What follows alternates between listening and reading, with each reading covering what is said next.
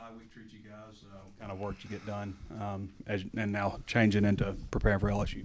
Yeah, I think it was good for us. You know, we're getting some guys healthy. That's one reason. We had 2 good days of work last week, and then came back last night. Had a good practice last night. I thought the players reacted really well and had a lot of enthusiasm and worked extremely hard. Get us into a normal schedule so they could be off today, and then get us into a regular Tuesday, Wednesday, Thursday schedule. How is the health now, particularly like Talon and the offensive line? I don't think we actually about Shaq the other day, but him too, Jordan Young. Yeah, there's a few of them. Talon's doing great. He was full speed and practiced all week last week and then did a good job last night. Both offensive linemen are back going. Shaq did not practice last night. We probably won't have him available for us. I'm just glad that it's not worse than it was. It was an ugly look on video, so he's actually fortunate that it wasn't worse than it was. Charlie Collins should get some work in tomorrow. That'll give us an idea of where he'll be at. A lot of his will just be able to handle the pain and see where that's at. It's a bone bruise, which are always very painful in your knee. No structural damage, so that's a great thing for him and his future.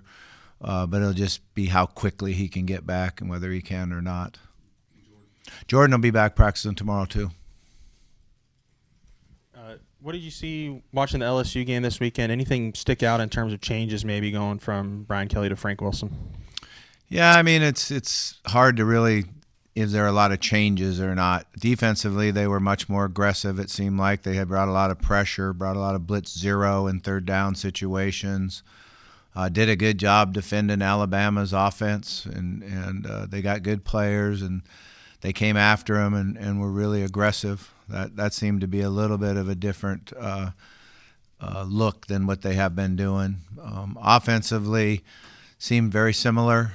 Seemed like they're still, in their minds want to throw the ball first and run the ball second. And, played both quarterbacks, so that was a little bit different. We're familiar with both of them, obviously, from last year. Have a lot of respect for Nussmeier and the way he's played throughout his career. Hasn't had the type of year that he thought he would have, but he's still a really good player. And then we'll have to be ready for both of them. On an open week this late in the season, is there any, I know you probably won't give us names, but are there chances for guys to move up the depth chart and get some more playing time? I know, there's not much time left in this season, and are any young guys maybe sticking out over the course of the past 2 weeks or week? Yeah, I think it's just, you're trying to work and get ready for the game and see the guys that have been playing and see the guys that have been in the depth and rotated in and made plays when they're in the game. There's nobody that just jumps out of my mind that says, yeah, we're going to get this young guy in and give him reps now. What's changed that a lot, I think, is the redshirt rules and the 4 games early, and you actually try to play guys earlier in the year now and see where they're at, and then have them redshirt as opposed to save those games for the end of the year. So I don't think anybody that just jumps out of my mind. I think Frank Wilson was pretty non-committal about the quarterback situation in his post game. What did you see from Van Buren that makes him different, or his traits? Yeah, I mean, they both can really throw the ball. And we played against Van Buren last year, and he played well against us and did a good job. He's probably quicker to leave the pocket, quicker athletically leaving the pocket to get yards. Not that Nussmeier can't run, because Nussmeier's done a really good job throughout his career running and getting yards too. Van Buren just has a little bit more suddenness and quickness to him. But I'll bet they'll be non-committal the whole week probably and make us prepare for both of them. Yeah, and then you've seen a lot of all-out blitzing and stuff. How's the team in general handle the blitzing, and then maybe the type you'll see from LSU? Yeah, it'll be interesting to see what their strategy will be, because we've had a couple teams that we felt would come in and blitz us a lot, and they did for a little bit, and then they went to some drop 8. LSU also plays drop 8, and that causes your quarterback to have to be very disciplined in his progression reads and patient.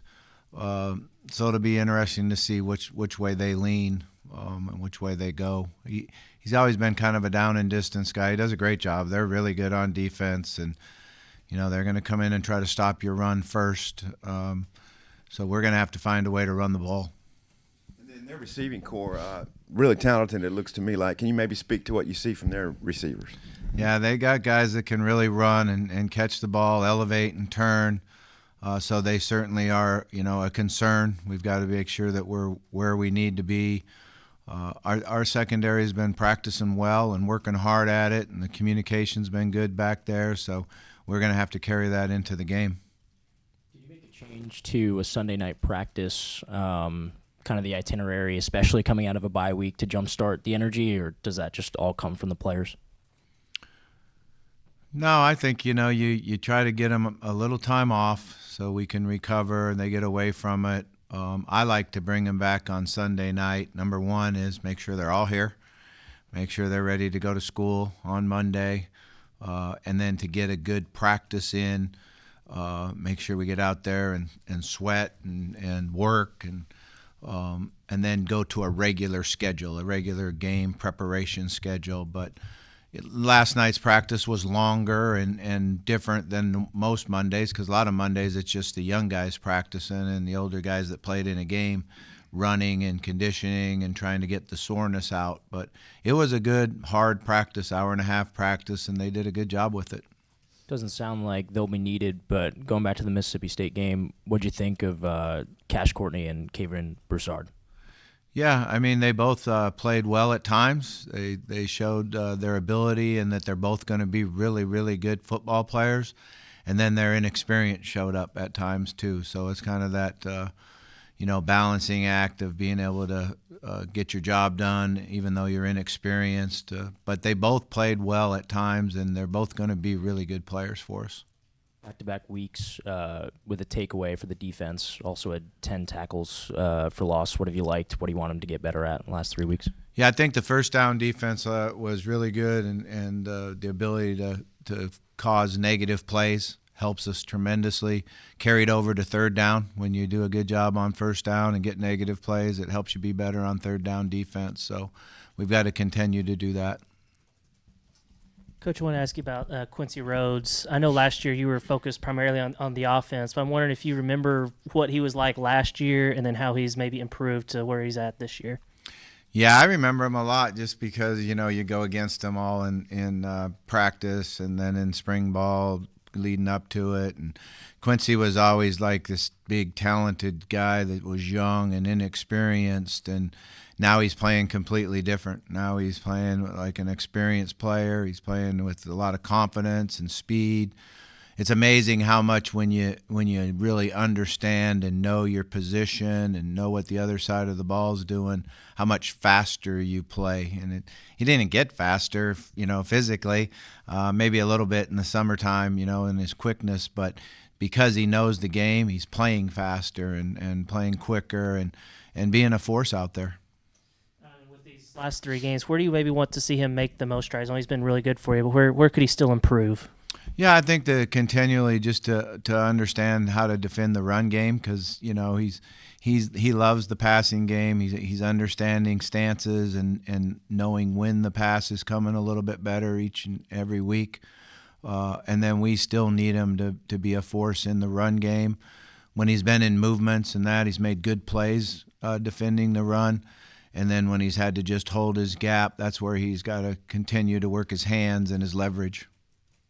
Teams have been able to take advantage of LSU's offensive line. Do you feel like your defensive line has a good opportunity against them this week? Yeah, they've had some, protection struggles and some issues with their protections at times, and certainly that's one of the areas we need to try to, take advantage of.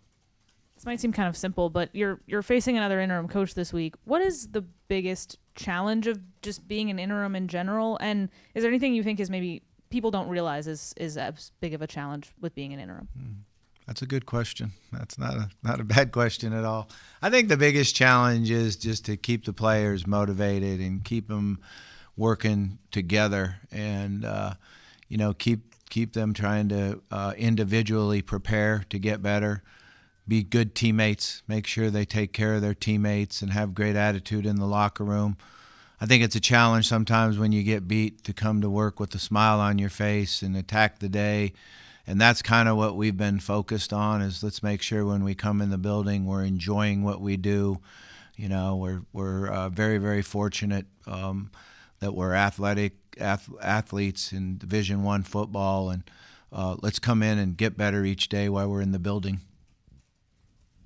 Speaking of that, I mean, it doesn't seem like your guys have lost any enthusiasm at all. I mean, they've played really hard these last few games. Other than the things you've talked about, like, you know, preparing, you know, for tape, the draft, or the next place they might land, why do you think that they've been so eager to come and still do the grind even with all the setbacks?